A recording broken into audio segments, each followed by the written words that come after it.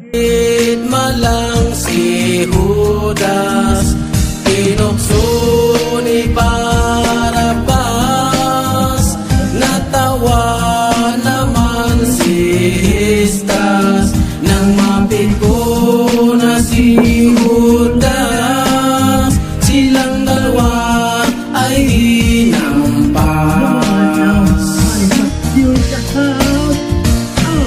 Alam nyo ba ang tatlong to ay talagang mag-best friend? Sabay kong matulog at sabay din kong kumain. Pero ang nakakailig sa tatlong ito, parehong may patay na kuko.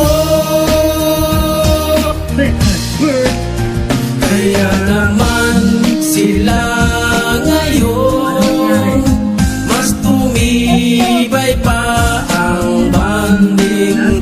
Panay na rin ang picture taking, kahit bungal walang iping. Alam nyo ba ang tatlong to ay talagang mag-best friend? Sabay kong matulog at sabay din kong kumain. Pero ang nakakailit sa tatlong ito, parehong may patay na kuko.